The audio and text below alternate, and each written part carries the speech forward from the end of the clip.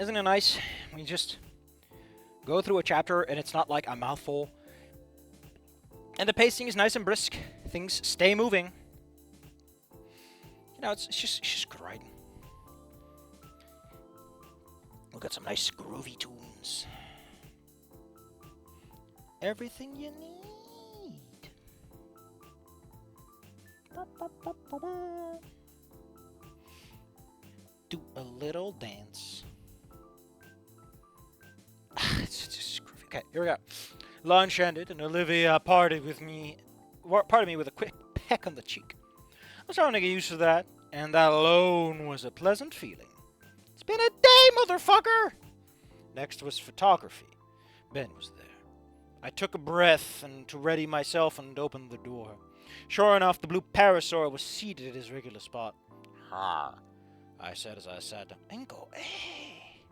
He looked as well-maintained and clean-cut as he usually did, but his eyes betrayed a sense of exhaustion. "Olivia said that she talked to you."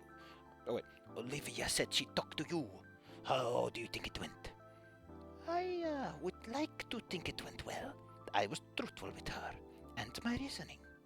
I didn't tell her the exact terms of, well, you know." I nodded. "But I thought everything else. About her running away, turning away all that support. May have been something she felt as noble, but it just hurt for others and me to see. And eventually that turned into resentment. I tried to force the issue, but, well, you already know." Yeah, she told me. She said that she did not think that the two of you were okay yet, but was willing to give it time to get better." He read my message and looked at me, trying to see if I was being truthful. He seemed to settle on a verdict, let out a sigh, and slumped in his chair slightly. "She said the same thing, but I don't know. It seemed too good to be true. I have not been the best person to either of you. My situation aside, the two of you deserve better." "Or we do. So the best thing you can do now is start making it right." His eyes flickered to that message, then back, still slumped in the chair. "You are right. Absolutely correct." The bell rang, and class just magically happens. As Ben collected his stuff and was ready to leave, I tapped him on the shoulder, getting his attention. "Ben came to my place last night." He froze. She said she was going out, but I didn't. Are you okay?" For some reason, him asking that was funny, given what had happened on Monday. But I think he was being genuine this time. Yeah, we talked things. Yeah. Ricardo, yes, we talked things out." "You did? She did not mention anything to me." "Probably something you need to work on."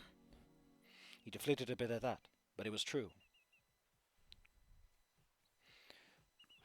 "Anyway, she wanted to know what I did to you. Apparently you skipped classes after all the talk." He ran a hand through his hair, expression frustrated. "Yes, I did. I was worried you wouldn't keep your promise, and to tell someone, and everything would be over for me." I wanted to be mad. Ask him if he really thought I'd do something like that. But honestly, old Inco was enough of a self-centered ass that he might have. And I definitely have done very little to date to give Ben a reason to have much faith in me.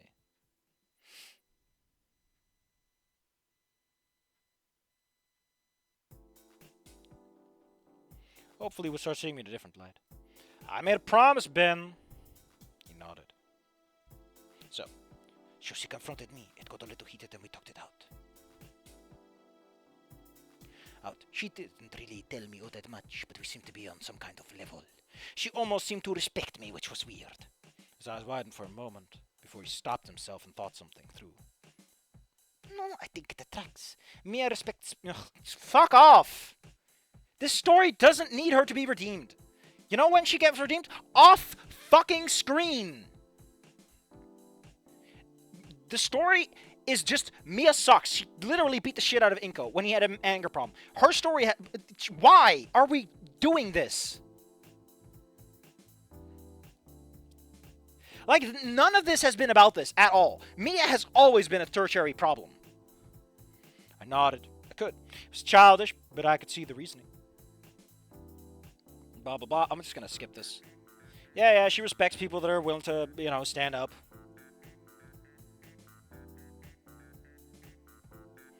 So she respects... That's so fucked up. Like, what they threw at her was compassion and help. Not things... Yeah. Might sound bad. Yeah, we already knew her grades were bad. This has been strongly implied.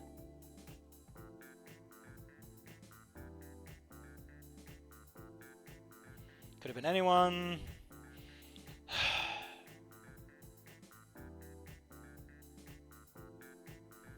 She agreed. Jesus Christ, why are we doing this here and now? This should, yeah, like Senator said, this should be off-screen or a future bonus chapter. Like, after everything is settled and they're out of school, then we do this. But instead, Mia gets like a weird amount of screen time for how little she doesn't even matter for the character points. Because, like, how do you redeem a character that's this important to everything fucking up in the first place? When you give her, I don't know, man. It's like they really wanted to have this character moment. It's like, no, man, the economy just isn't there. You don't have the mileage to make this scene work.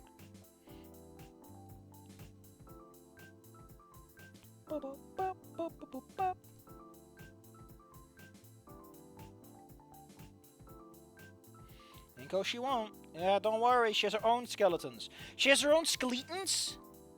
Mia skeletons? Mad yelled at me.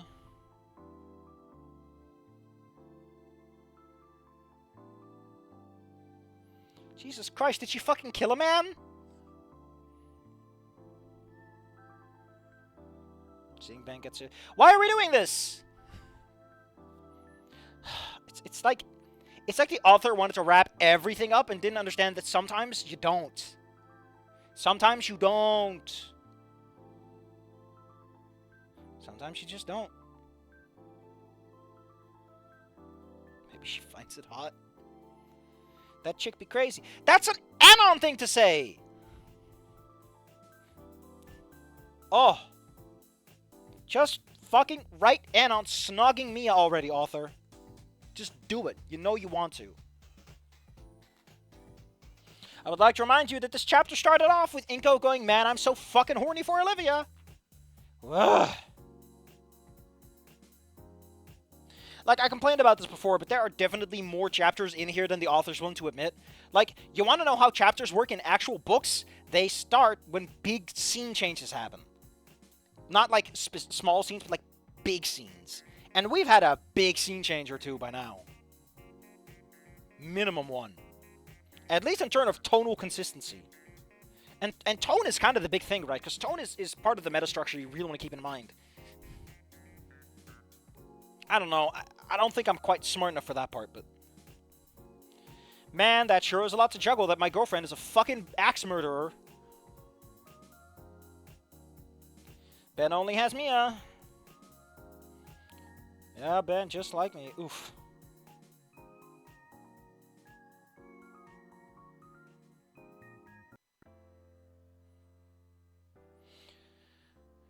We split off after that and found my way to history. Better or worse, Mrs. Sprockling's banal, unengaging lessons had at least been the single uniform thing in my entire year to date. Not that it helped classes go by any faster. Class ended and I met Olivia in the hall. I escorted her out of the school building and we made the short but cold track back to the Paynes place. I hadn't been there since Christmas. Truthfully, it hadn't even been that long, but man, did it feel like it. So much happened in such a short time. My sense of gravitas of recent events in my life were all out of whack. I was confident that the Paynes would accept her apology. They didn't hate her. They just wanted her to be happy. She didn't hate them, and she wanted them to be happy. But it always feels like an impossible task to just be level with someone that you've hurt and have to open up about it. I know from experience in the last few weeks that it feels like opening up about it feels like a weakness. Again, a lot of repetition where you should try to avoid them, because these undermine the flow you're going for. Also, a lot of these start with I. I. It. Like, all of these start off with fucking pronouns. I'm just saying, my man.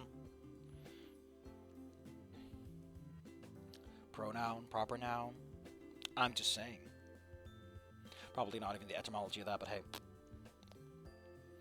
I was confident the Paynes would. Okay. I also knew from experience that the last weeks that was anything but. We reached the door and she opened and let me inside. It was quiet. Damien wasn't home yet, which implied he was off with Liz. Vinny would likely be back soon with Sophia. Randy at work. It'd be a little bit before all parties were assembled. Olivia ushered me back to her room and we quietly entered. It was different from before. She had cleaned things up, but I could tell that she had taken the proverbial hammer to things after the formal had happened. Random sketches and paintings that had adorned the walls were gone. A poster of a giant mech anime that she loved had claw marks through it. Her desk had clear signs of claw marks all over the surface. The easel she always had was nowhere to be seen. Thankfully, the one definitely untouched part of her room was the dresser, where Guts' cage was. Upon us entering, he popped his head He popped his head out of his little hide to inspect who entered his domain. Guts, I'm home, Olivia cooed. Pressed a finger to the cage, which he sniffed before deciding that was enough. Harsh. Harsh. I tapped out on my phone. He just doesn't know we're good again. Olivia wheeled herself forward and lifted herself onto the bed. You were kind of an asshole and he fell down those stairs, man. That was you. So probably have a little bit of everyone's home before we can talk. Want to just hang out until then? Yeah. I went to sit next to her on the bed, but she pointed her finger to the beanbag in the corner. I could see a few tears in it that had been repaired. I nodded, took a seat in it, and sank back. It smelled like Paynes and her hair. A nostalgic smell. Man, are you shedding your hairs on that? I let the soft embrace of the seat relax me, closing my eyes. After a moment, I heard Olivia shuffling and then a quiet thud. Heartbeat later, her wave was upon me. Yep. I knew this was... Guts of the Royal Rat Authority. Hell fucking yes he is. I opened my eyes to find her laying on top of me. Yeah, that's what you just said. Her tail curling around my leg. It was back like when she had done this the first time. She began to rumble. I lifted my hands and placed one at her thigh, and the other on the back of her head. "Oh, little Sarah," I whispered into her ear. "No."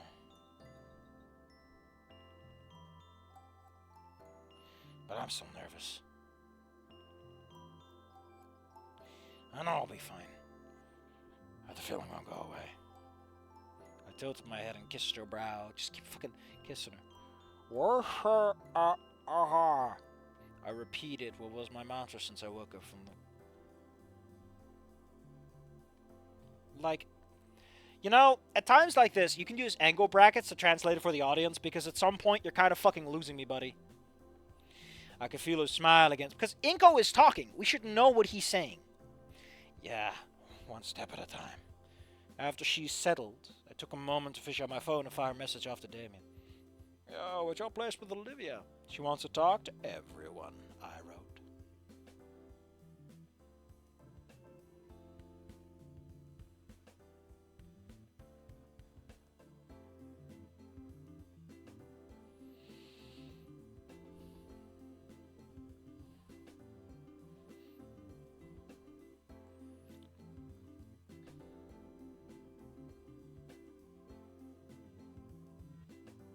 What the f... Man, people really do be posting the good stuff at me right now. Gotcha, bro. We'll be there. I felt Olivia hum as she stirred. Just letting Damien know what is up, I did yes. She nodded. We stayed like that until we heard the door open and then close. She startled a bit, which made me chuckle. Shut up. I'm zoning out. I shook my head, but I couldn't stop the smile on my face. She playfully groaned before shimmying over to the bed. So she quiet and ready to weapon. I tried to stop her before getting a pillow to my face. The evil is vanquished, she said in a playful triumph. Took the pillow and slipped it on my head. I declared. She pouted. My boyfriend, stealing my pillow. For shame. For truth? We both laughed. She reached out a hand to me and I took it. She pulled and I hoisted myself out of the seat. The actors would soon all be assembled, so we may as well get ready too. I opened the door of her room, and exited the living room and took a seat on the couch. Damien exited his room after tossing his stuff onto it. into it and flashed me a thumbs up, which I returned. A moment later, Olivia shimmied away out of the room and met eyes with Damien. His smile faltered only a little before he gave a small smile. I love how much Inco just refuses to judge people. Olivia returned the awkward gesture. She hoisted herself onto my lap, and Damien took the others onto the couch. We sat in a mostly comfortable silence together. Everyone was on their phone. The ultimate form of modern social... Aren't you like a big asshole about that nowadays, buddy? What the fuck? I'd periodically show something funny to Olivia or her to me, and we shared a giggle. Out of the corner of my eye, I could see Damien smile as well. Don't worry, big man. We'll get it worked out. It wasn't much longer before Sophia and Vinny arrived home. She gasped when she saw the three of us sitting on the couch, and I, after a brief pause, Olivia. Don't think you use an interruption like that, but whatever. Gave us a little wave. Actually, it is. But it's... my brain is just not cooperating right now. Hey, Auntie. Olivia almost whispered. Almost. So she might as well be screaming. Hey, Olivia. She replied with as much compassion as she could muster. That sounds so mean. Olivia wanted all of us to talk. When Pops gets home. Sopaha nodded and made her way to her room to freshen up a little. Vinny had beat a hasty retreat to his room as soon as he laid eyes on Olivia. Unsurprising, but I could tell that really hurt Olivia. A short time after that, the door opened again and Randy came in. I'll tell you what, I can't wait for it to warm back up. Sophia surprised us by reenacting that one scene from The Godfather. Oh, dang. We repeated the process we have with Olivia. Randy gave a polite nod of understanding and went to the kitchen. We waited quietly as we heard him doing something. Dishes clink and clatter. Not too much after, Randy approached with 3 mugs. I wasn't sure you kids wanted to have cocoa, but I know I did after being outside, he said with a laugh. We all took our cups. I almost didn't even notice when the cup I was given had Vinny on it. Didn't even have Vinny on it. It had oh, they got you your cup. Randy didn't say anything when my head whipped up to him, settling only on a knowing wink. Come on, Inco, hold it together. The heavy stuff hasn't even started yet. Randy checked both his room to collect Olivia, and got Vinny to come out into the living room as well. The siren song of Randy's homemade cocoa. The siren song of Randy's homemade cocoa, too much even for the fearful child. When everyone took enough time to situate themselves. Sophia stood next to Randy's chair, Vinny on the floor next to at Randy's feet, as far from Olivia as he could manage. Damien held his post, and Olivia slid off my lap and onto the floor itself. She took a steady breath, held it, and exhaled. I, of course, placed a reassuring hand on her shoulder and squeezed, because I'm just so goddamn awesome. Everyone focused on her, instead of me, the supportive boyfriend. Hello? I'm helping. Uncle, Auntie, Damien, Vinny. She addressed each in turn. Yeah, that's what she just fucking said, Bingus. Vinny had been trying to avoid eye contact with her. Finally looked at her at the sound of his name. I heard you all. A lot. I said a lot of things I didn't mean. I didn't mean it, but I said them anyways. And I heard all of you a lot. I know I did. I was scared. Things were going downhill for me. For Inco. For everyone. I didn't know what to do about it. But in my head, the only common denominator was me. I know all of you care for me. More than I could ever truly repay. You never had to put up with me when I was... You had never had to put up with me when I was in my crappy moods or was pointlessly snippy. Oh, and I would just take the food you guys make me and hide in my room instead of spending time with you. I told myself over and over again that you weren't my real family. So that when, in my head, you were never to kick me out, it would hurt less. She sniffed. It was Grugnak, the Stairmaster Annihilator? Oh, Inco, you're so fucked. But it always hurt. Every time. And I know you didn't want to kick me out back then, but... When Damien said you were planning to, Randy and Sophia's hands found each other. Damien's pained expression was pointed at the floor. I couldn't handle it anymore. It was like I was waiting for Wani to finally break and tell me what I wanted to hear. And you did. And it hurt. I know it would. But it hurt so much. Sophia opened her mouth to say something, but Randy's other hand laid atop their intertwined one and stopped her. So I yelled. And I screamed. And I took it out on all of you. Whenever one of you tried to do something for me, I spat it back in your face. Vinny himself couldn't look away as her eyes locked on him. Doesn't excuse anything. I'm my own person, an adult. Should know better than that. I did know better. I let the hurt take over, and I lashed out at all of you. You never deserved that. You were my family. You always were. It was stupid to pretend that you weren't. I leaned down and placed my forehead atop of her head. Olivia quietly cried. Damien broke the silence first. You're my sister, Olivia. We grew up together. I never saw you as anything less or anything other than that. But just like you, I let my anger get the better of me. I know everyone thinks I'm like the chillest guy in the world, but I don't have enough carf. And I try, but I'm not perfect. I screwed up too. You were talking at me and Liz like that, and my anger just took over. And I had that little piece of ammunition. I would have preferred if he said something like the perfect silver bullet or something. And he wiped at his eyes. I knew there was something you were scared of. We're not stupid, Olivia. Well, maybe I am. But definitely not Mom and Dad. I knew you were scared of hearing it. And I was so mad I used it as a weapon. And I regretted it immediately. It was stupid. Awful. I regretted it. And when me and Inco had our talk, I told him about how I was mad at him for getting out of everything. I realized I was only doing my part to hurt everyone too. Ooh. He leaned back onto the couch, staring at the ceiling. Liz and Inco hold me up as some dude who always knows what to say to make everyone feel better. But I screw up too, you know. There's times where I don't know what to say or say the wrong thing. But Inco showed me that talking it out is always better, even if you don't know what to say. Is that a lesson he needed to learn? Olivia nodded. You're my sister and I love you, Olivia. I never want you to feel like that, like you can't talk to me about anything. Except maybe boy stuff. You should probably talk to Liz about that, he said with a smile. Damien, you have to get out of the closet, man, and talk boy stuff with her already. But come on, how am I supposed to explain this to Liz? Liz is a trans woman. She'll think I'm a chaser. Oh, God. Oh, fuck. Oh, that's a good one, though. That is a good one, though.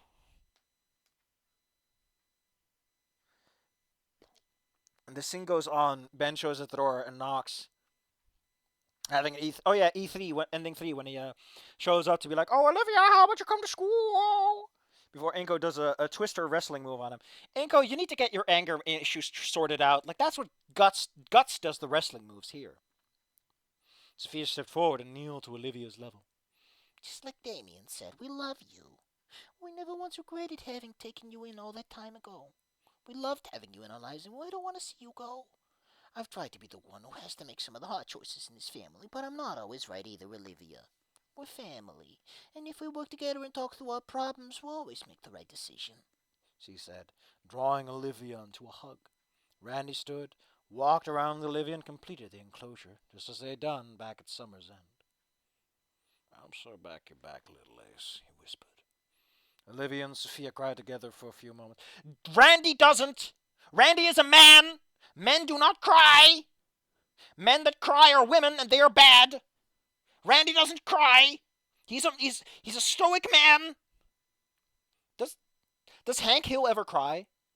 Because I know that, like, a large part of King of the Hill is that he's supposed to be, like, you know, the traditional conservative dad. But he's supposed to be more human than that. You know, he's supposed to be the stereotype, but sort of deconstructed into an actual human being. Does Hank Hill ever cry? I like to imagine that he does, but I don't know for sure because I've never seen the show. So, can someone fill me in on that? Because if he does, I'm going to yell at Randy again.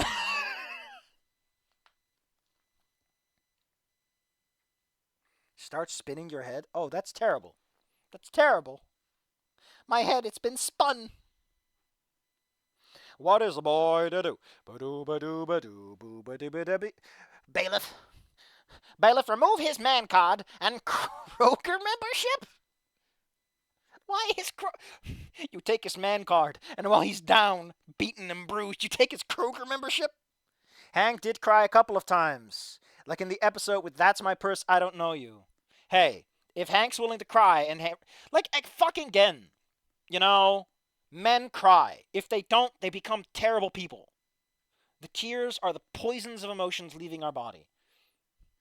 That sounds fucking sappy as all hell. But I do want to say that if you hold back to crying, like, it just feels like shit. It feels like shit.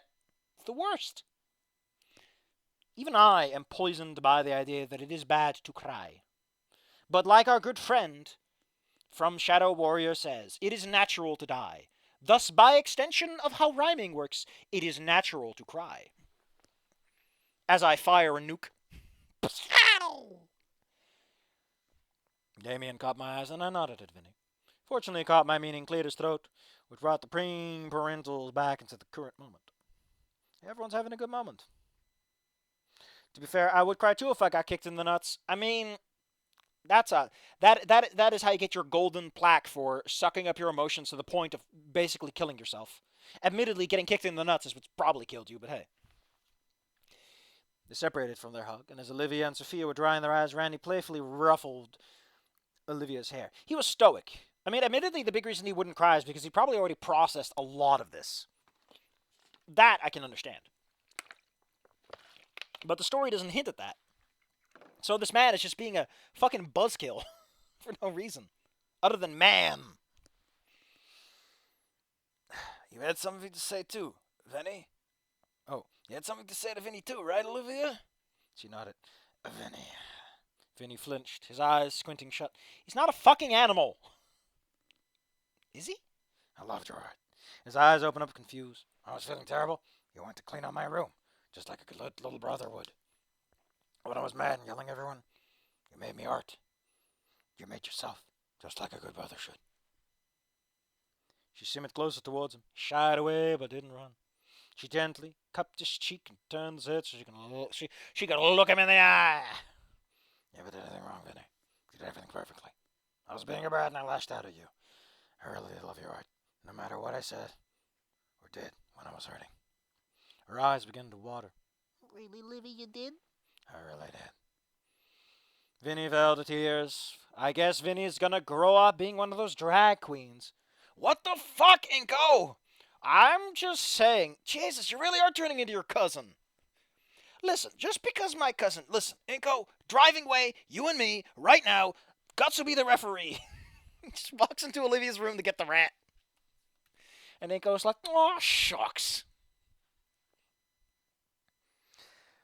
And then, hey, Mr. Beast isn't a fraud, but I still don't like his content.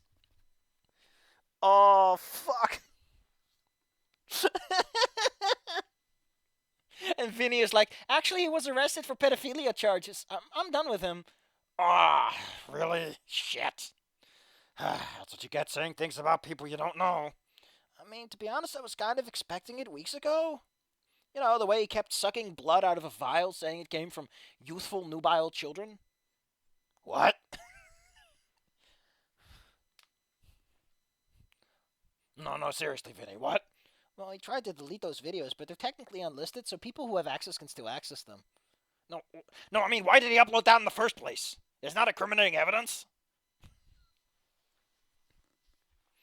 Oh, just the fucking idea of you know, the little bottle cap as he pops open the vial and then just fucking downs it like a shot glass of vodka. And then his smile gets like slightly creepier when he smiles afterwards, you know.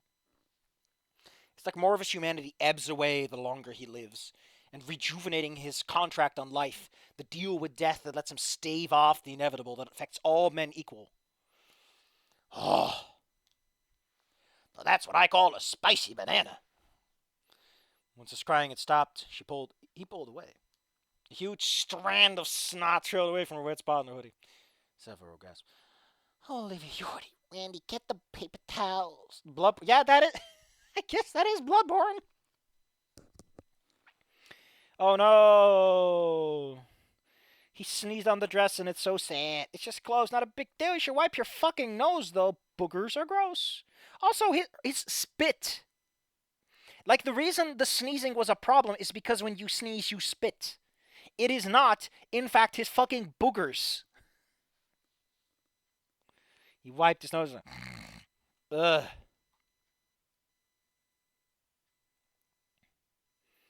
What the hell? Tell me if you feel sad again. I definitely will. You're my little brother, after all. I don't request, though. Yeah? Wanna help me make some macaroni art? We gotta replace the one I messed up, though, right? Macaroni is a very limited art medium, Olivia. I don't think Yatakan would approve. Damien flashed the two of us the widest grin he could manage, with a double thumbs up for maximum Dilo approval. That's when Damien revealed he actually has a secret third thumb, just for that little extra on top. Olivia smiled and turned back to me, and fired off that summer day sun smile of hers. So happy to return it. God damn! I love her. And there we go. What the fuck was this chapter? Mr. Beastborn eat umbilical cord godlife. What was this fucking chapter? Let's take another fucking inventory, right, of what this chapter is thematically. Okay? So, at first, Inco is super horny, and his parents are like, "Oh man, Olivia's a cute kid." And then, just so that he can have a scene with Mia, he doesn't go with his parents over. And it's like, "Oh boy, oh no!" Mia shows up. Mia, I'm going to have my dad shoot you with a gun. And then they meet, and then Mia's like, "Actually, I respect you. You're a cool guy, Skinny." And then it's like Ben. Ben talks to Sophia, to Olivia. No, first we have that scene with Ferris for very briefly for some reason. Then we have Damien. Then we have Olivia. And then Olivia's like, I gotta talk to Ben. And then she talks to Ben. And then Ben shows up and Ben's like, what? You threatened to shoot her? What? And then after that, oh, Jesus, it's such a weird fucking scene. It is tying up loose ends, but it's also kind of introducing some new ones because we did not need to resolve. Mia and Ben are not topics that needed to be resolved. Right? The last thing that needed to happen at this fucking moment is that we solve the Paynes, but we got all this side stuff instead. It's so weird. It's so mixed in terms of what it's. Oof. We are aware that many user icons are not being displayed. Apparently, Archive of our own is having some slight issues. Oh, there we go. I see it. Yeah. So yeah, we'll see next time. The last chapter, we're gonna miss it. We're gonna fucking miss it. But we'll do it tomorrow. Tomorrow we'll finish it up. But for now, I'm just gonna say, you know what? This was fine, I guess. I had a lot to say, but I think that overall it's fine. Like I said. After this, as mentioned, next week is going to be Promise of a Lifetime. I read through all of it except the last two chapters because I was like, wow, why do you have this much time dedicated to shit I don't care about? Your main plot's been resolved. So fucking clean. Why are we talking about this? But that's just me. You know. Like that's what your denouement is for. In the denouement you resolve things. That's like the problem I have. Whatever. At least it's not something to nothing, which by the way, in case you forgot, uploads its sequel in its. You know what? Instead of me getting angry, I'm just gonna leave you off with this. Come back tomorrow. We'll finish off Inco Noted. We'll have a good time because Inco Noted was not spectacular, but it certainly was competent. And you know what? After nothing to something, I sure needed something that was at the bare minimum just competent.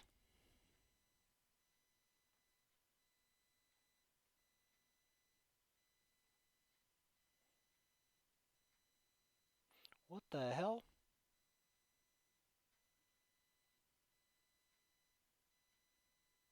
Zoomer broccoli cut.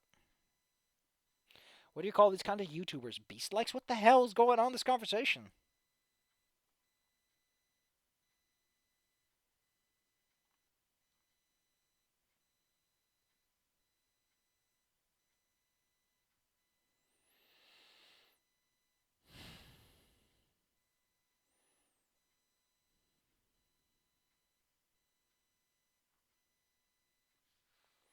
Dang.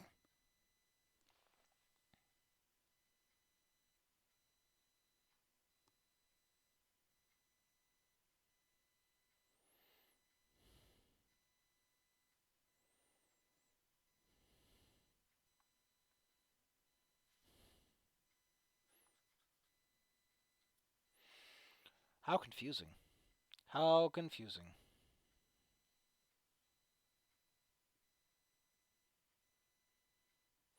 Well, like I said, tomorrow we'll wrap this up. We'll call it a day. We'll do some last minute reflections. I think it's gonna be fairly straightforward. I think the big thing that I didn't like about Inco Noted is I think my big problem, right, is that it was really straightforward, and it really doesn't seem to consider Inco's anger problems as big of a deal as they kind of are. But outside of that, my problem is that it's just everything goes all right, I guess. There are no major hiccups. There are no major problems. Inco doesn't really learn anything. He just kind of goes, I'm going to be a good person now, and he's a good person. But we'll get to that tomorrow. But for now, I'm just going to say what I say. I'm going to say what I said. I think after Nothing to Something, it has the benefit of being a coherent, straightforward plot. But on the other hand, I've been writing about aliens and magic stuff for a while now, and I just aren't uploading them because I'm terrified of the feedback. That's great. That's just fucking great. And all I can say is, where's my spectacular twists, my proper turnarounds, my big dramatic everything goes to shit? Like, I get it. Ending one is part of that. I get it, right? Ending one is the big twist. But come on. Come on. Come on. There's a berserk golden age, but Snoot with the fan kids. You know, you want to know? If someone fucking tempts me, okay? If someone fucking tempts me, I would write Attack on Titan with these fuckers. Mostly because I think the omnidirectional gear is kind of neat. That's it. That's just like with Near Olivia. That's my entire motivation. All this effort just because I like one gizmo. Ugh. I'm tired. Today sucked. It was cold. It was frozen to the ground. Save your links for tomorrow. Dave. I do like Arthur Kitten Boywife's comment. And here I thought a good wad had to have 5,000 revenants occupy the same postal code. Yeah. Man, it's I guess lately has been. Oh, the senator I know. The senator, I've played the video game, right? And I've looked up some stuff, and early on it's fairly cohesive. And then at some point it's like the Titans are like this, and I'm like, okay, I can kind of get behind that. I can kind of get behind that. That's kind of neat. And then it's like, because of the world, the Titans are a prison island, and I'm like, okay, what? What are you doing? You're a prison island. You're a prison island. People are sent here and turned into Titans as a prison punishment, and you set up a. And you're going to. I'm sorry, you're going to kill how many? You're going to summon a what? I don't know, man. I don't know. I mean, to be honest, a lot of that tends to happen. Like, it kind of happened with the new verse, right? Like, the new verse is properly deep broiled now. Like, what's going to come out of that is probably alright. But if you're just doing everything spur of the moment, which a lot of manga tends to be because they're under high pressure, you know, that's just what happens. I want to yell at some people, but other than that. Who's this fox? What is he yoinking? Oh no, he's stealing this man's frozen beef! He's very angry that he didn't manage to steal it. Do not let a fox steal your frozen beef. Also, time loop bullshitium? Hold up! Hold up! What? Time loop? Time loop? I don't. I gotta be honest. What? Of everything I found, time loop I did not know of. You know, I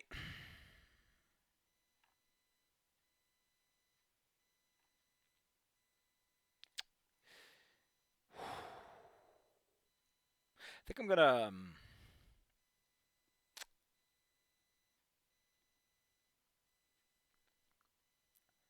I don't even know. You know?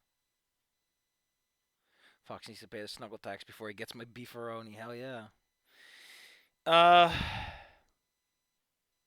Yeah, I think. I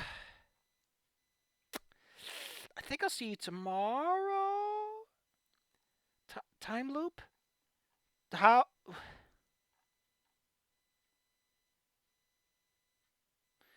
I think I need an adult.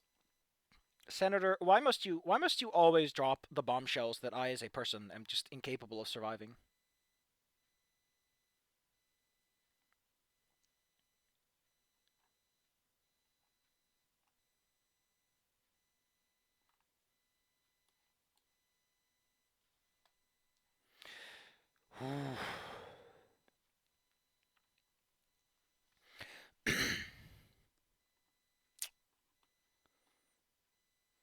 I'm what am I gonna do with the rest of my night? I think I'm just gonna grab a towel and dab my forehead, going, whoa, whoa,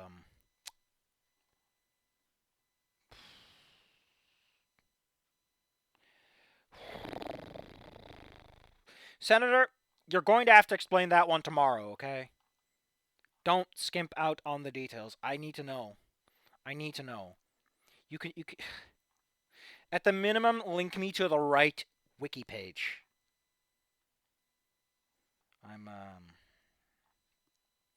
thank you all for coming, showing up and everything and being cool guys.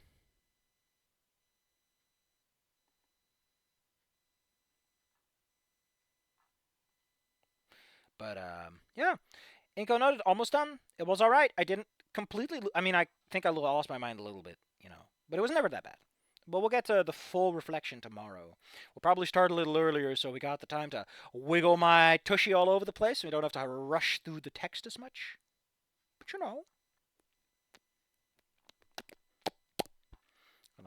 I'm wetting my lips just so that everyone who's watching this recording is super fucking annoyed. I'm too lazy to fantasize, but I shall give AI material for a diagnosis anyway.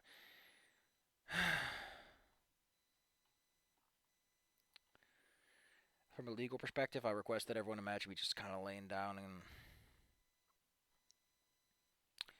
I fall asleep. I fall asleep.